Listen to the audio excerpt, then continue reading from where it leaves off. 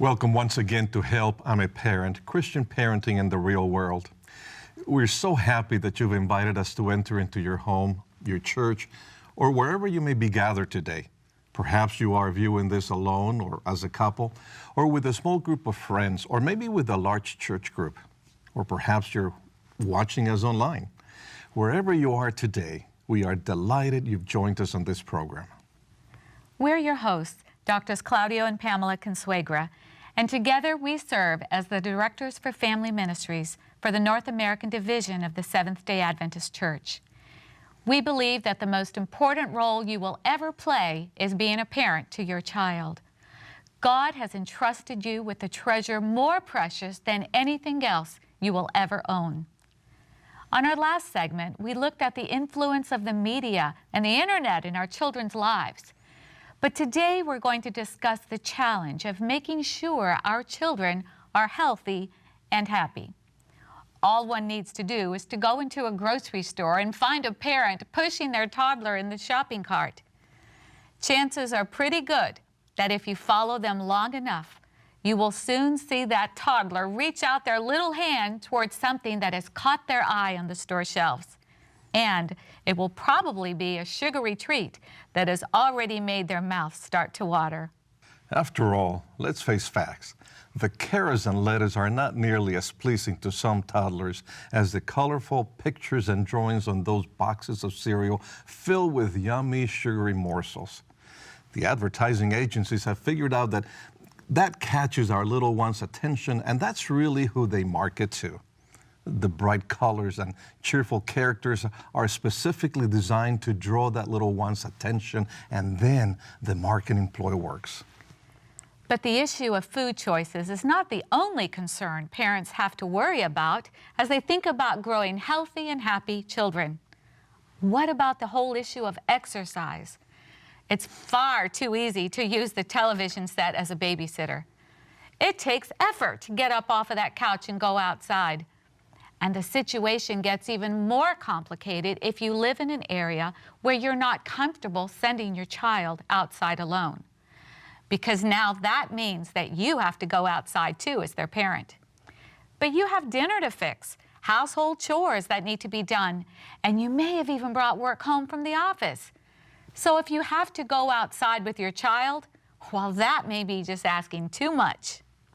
We want to thank you for being our guests on today's show, and we invite you to stay with us as we discuss this important topic of helping our children be healthy and happy.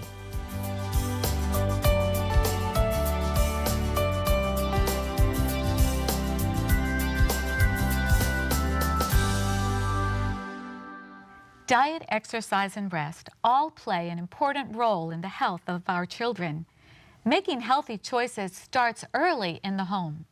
How do we teach our children to make healthy choices when the unhealthy options are far more appealing to their little eyes and bodies? What role do we as parents play when it comes to helping our children be healthy and happy? To help us look at these questions today, we have invited a very special friend and an expert on this topic to be with us. Our special guest today is Katja Reinert. Originally from Brazil, Katja currently serves as the Health Ministries Director of the North American Division of the Seventh-day Adventist Church. She's a family nurse practitioner, a public health clinical nurse specialist with training in depression treatment and the integration of faith and health. Katja holds both a bachelor's degree and a master's degree in nursing with a focus on public health and the treatment of vulnerable populations. She's currently pursuing a PhD in nursing at Johns Hopkins University in Baltimore as a pre-doctoral research fellow in interdisciplinary research on violence in the family. Katja, welcome to our program today. Thank you. I'm very happy to be here. We know you're busy and this is a sacrifice of your time. Thank you for being with us.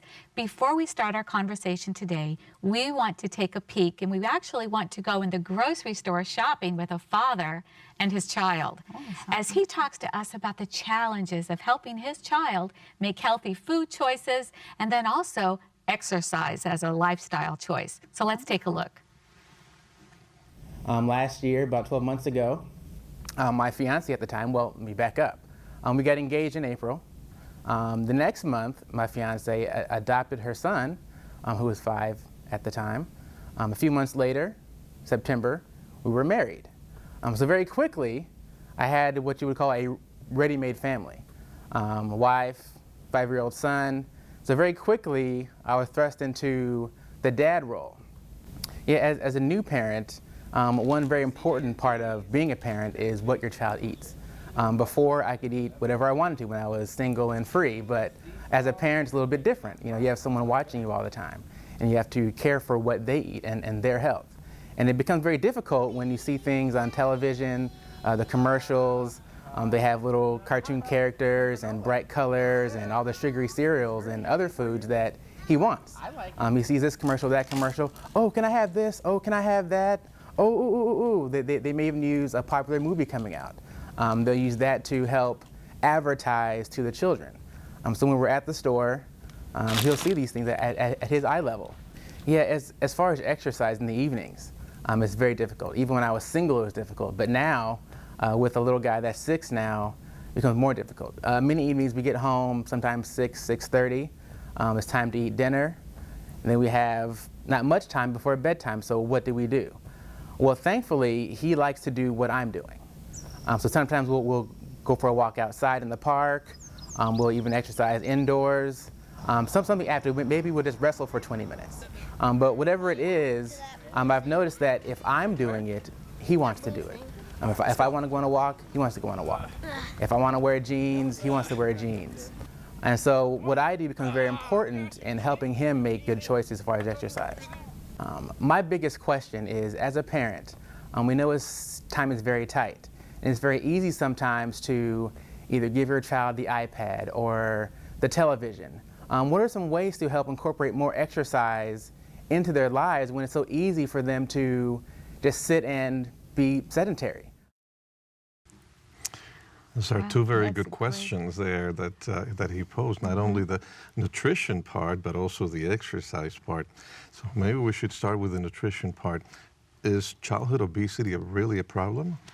This is an epidemic, isn't it? Over the last few decades, we've seen the numbers of children who are overweight and obese just skyrocket.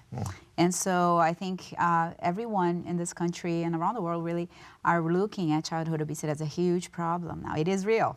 What's the biggest problem with a child being overweight or obese?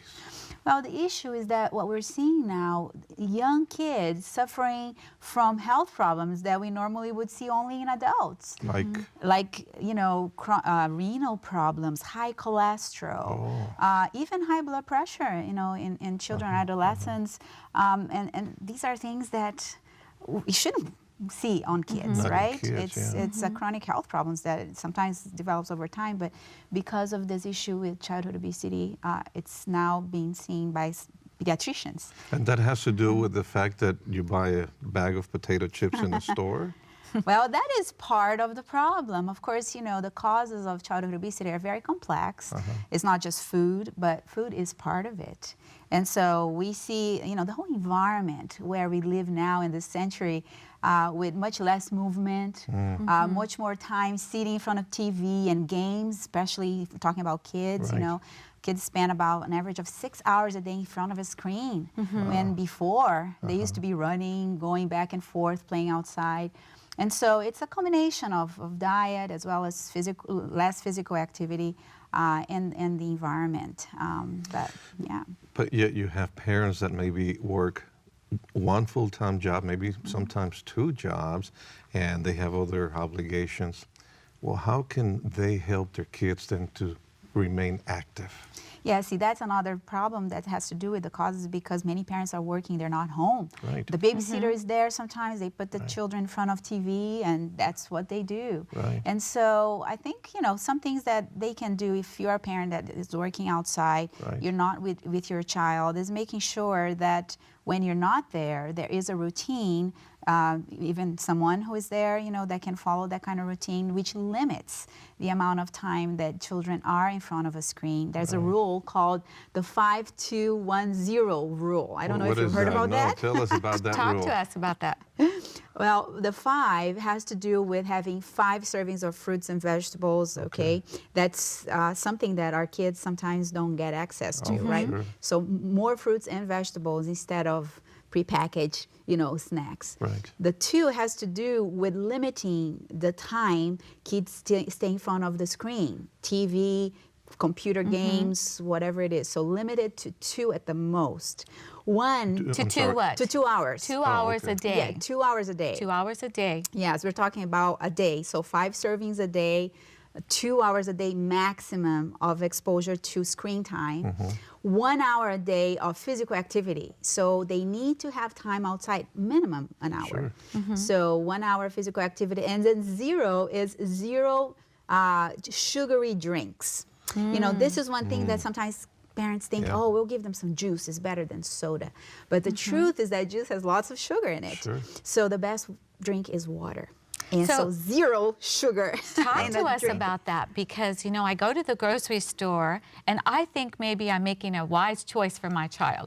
So instead of buying the soda, I'm buying the juice. That's right. And yet I'm hearing you say that may not be a good choice either. Talk to us about that. Why is that not a good choice? And how do I know that the juice I'm picking up is not good for my child? Well, this is a very common thing.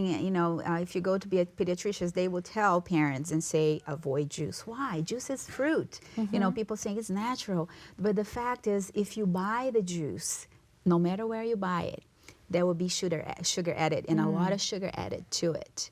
And so this is one of the sources of the sugar intake that kids have. And it's usually not fruit, but fruit flavors, maybe. That's right. And in addition to that, they might say, well, we're adding vitamin C, but then there are also other additives besides That's that. And right. the amount of vitamin is usually very small to begin with. That's true. So it's not really natural. Now Right. that's different than you at home making some orange juice and making, which still have sugar in it, but that is truly natural, And right? more natural Natural so sugar. that's one thing parents could do if they choose to do, and they should give fruits and natural foods to their children. Making their own fruit juice at home, it's the best. But if otherwise, for hydration, really getting the children to learn to drink water. That's an easy way to remember. 5, 2, 1, 0. That's right. So where is pizza in that 5? I don't see pizza there much because it's not part of the 5, So 2, you're 1, talking again 0 about rule. more natural foods, vegetables, grains, those kinds of things. Exactly. So the 5 is 5 servings of fruits and vegetables of each. The more, and servings is not a whole fruit. It could be, a small portion that's a serving. But really to teach the children early on. And this can start as a baby, after they no longer taking breast, they start to solid foods to really feed them the fruits, the vegetables that can help to, train those little taste buds Yes. to appreciate the taste of natural vegetables or fruits. And I want to pick up on something you just said because you used the phrase train those little taste buds. That's true. And I think that's a key because even in our clip, this is not an unusual situation. Yes. We see it every time you go in the grocery store. Those little hands do reach out for the boxes that are have the colorful Colorful, cartoon yes. characters. And not only that, they're strategically placed right at the eye level of the They can just child. pick it up. I I can know. grab it when I'm riding in and the they car. have a little surprise inside as well, a Right. toy Of or course. something. So, but I'm hearing you say, from the time they're born, if we train That's right. their taste buds. So important. Can you elaborate on that a little bit? Does that really happen that they begin to get accustomed to that sugary taste and they almost are addicted or craving? Is that what I'm hearing you say? That's exactly it. Whatever you feed the children early on, they will get used to that, and that's what they will. What does the Bible say, right? Train the child when he's one, and they're young, and they will remember it forever. So those taste buds do get trained early on, and so earlier you start to give options for the children that are healthy, they will learn to enjoy that. Now, of course, they may still go to the grocery store, see something new, colorful, but that may not necessarily be something that is what they crave for. They want to try something new, but they still may, enjoy the taste of those natural foods. Now, if you do give up and start giving those foods that are not as healthy, they will learn, and sugar is very addictive.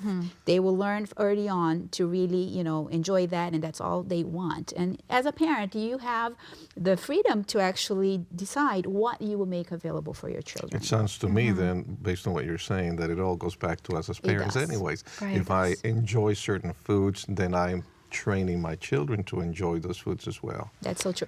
You said it all. I think the one, if I just could say one thing a parent can do, if there's only one thing, it would be to model.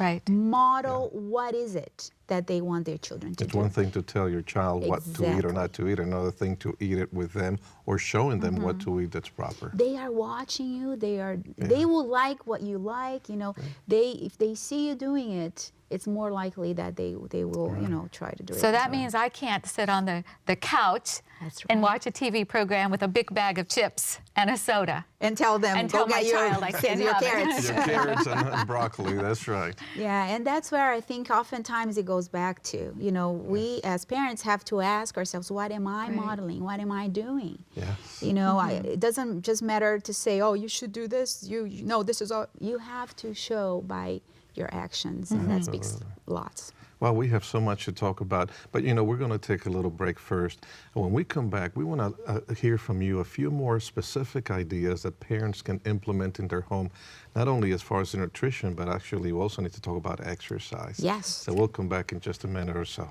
Sure. You can probably already tell that we will not be able to cover every area, every concern, or every question you may have with just one parenting resource. Parenting will continue to produce new challenges and questions every day. As our children grow and change, so do the parenting challenges.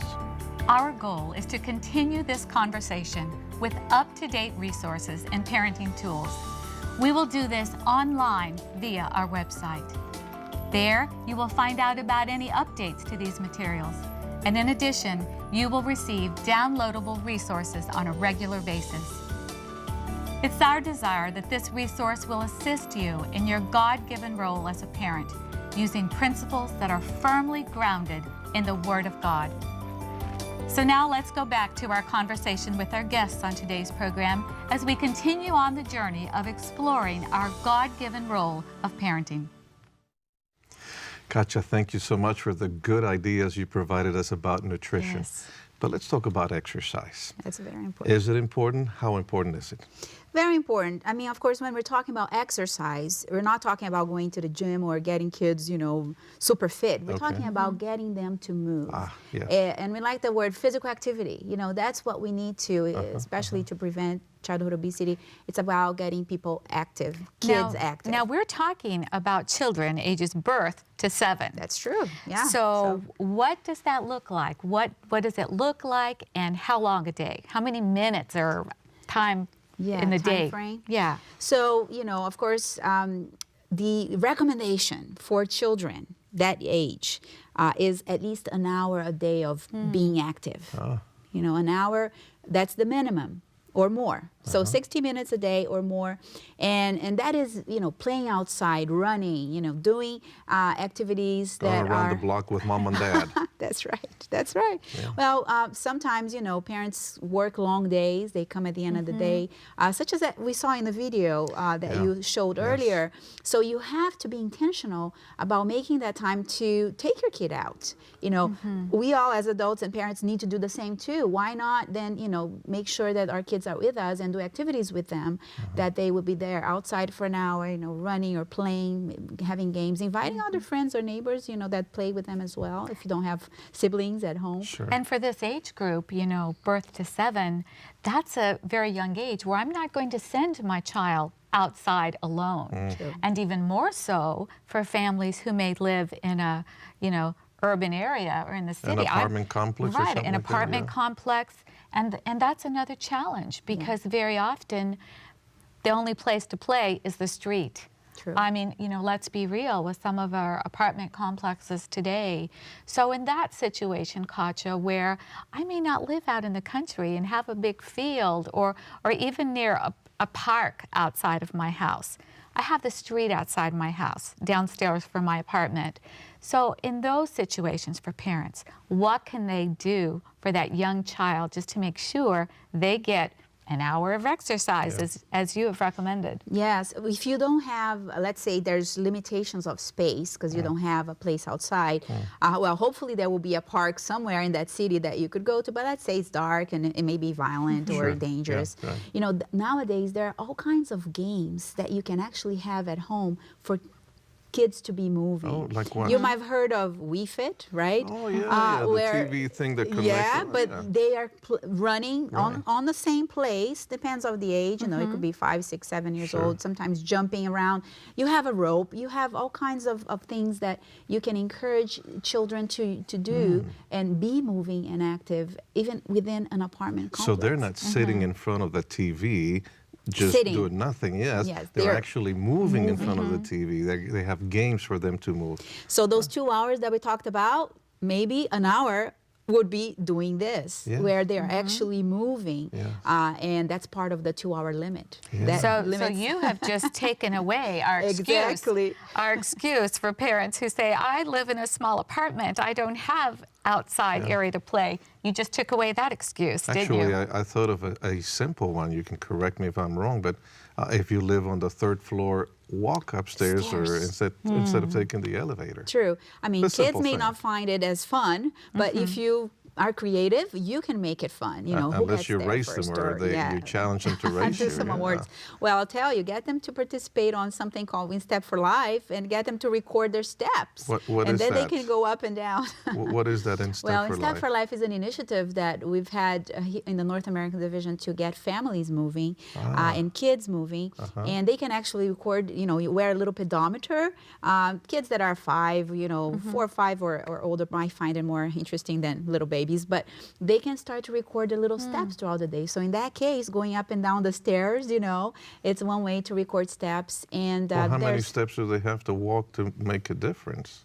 Well, normally 10,000 steps for adults Oh. is what's recommended a minimum a day. For kids, you know, they're tinier and they probably will reach that faster. They probably can walk a lot better than we do, that's for sure. That Yes. would be fun. I mean, that would be a game Exactly. for a child. And That count is the the steps, key. yeah. Right. Make it fun. It has to be fun. Kids, you know, if it's a game involved, it's a little awards, and Sure. if the parents are involved, if the little neighbors, maybe you know other kids in the building, in an apartment like that, if you don't have siblings, could be involved, and that is all more fun. Well, sure. You know, Katja, we have talked about food choices today. We've talked about the importance of exercise. We only have a few minutes left, and I want you to talk to us about the importance of rest.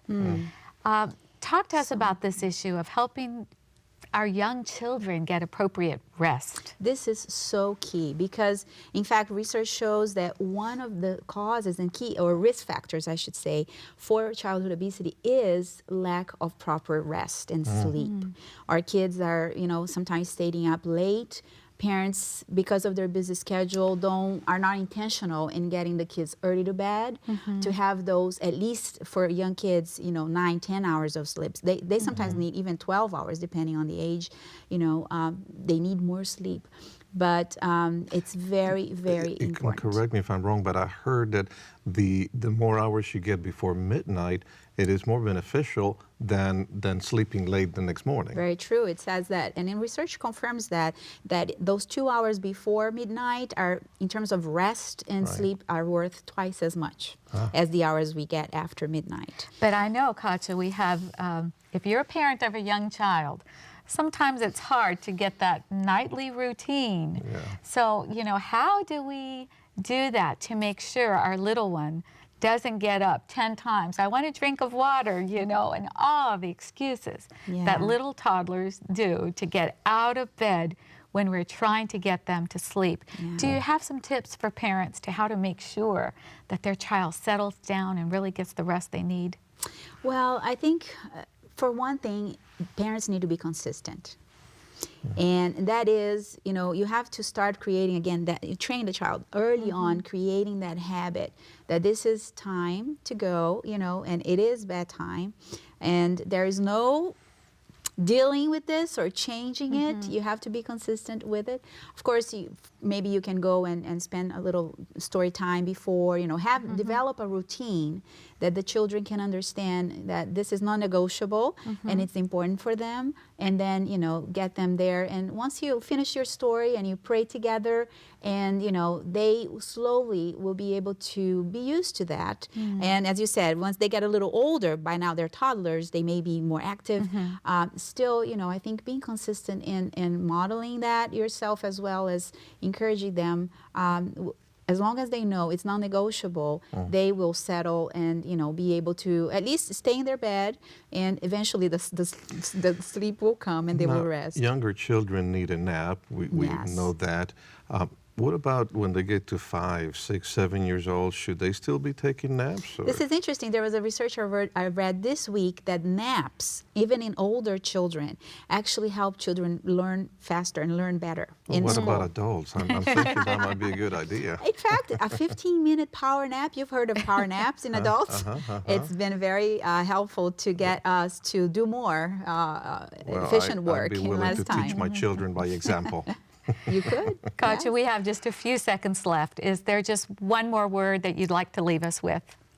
I would say that, parents need to really seek wisdom from God on this. Some of these issues, as questions you posed, are not one way for every parent. You have to find what is the best strategy, and God can really give you wisdom and help you model first, and then, live what you want your children to be. And I think that speaks volumes to them. Yeah.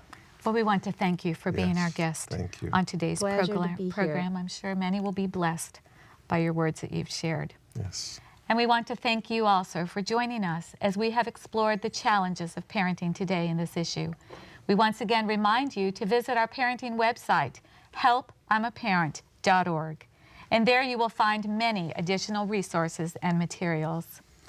When you feel like screaming out, "Help, I'm a parent," claim God's promise. Do not fear, for I am with you. Do not be dismayed, for I am your God.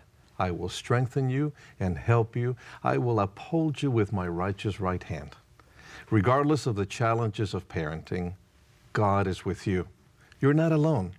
Reach out, claim His promises, and take His hand and journey together with Him. We invite you to join us next time on Help, I'm a Parent, Christian Parenting in the Real World, when we will talk about ways that we can teach our children to be respectful and responsible. But until then, we invite you as a parent to cling to your Heavenly Father.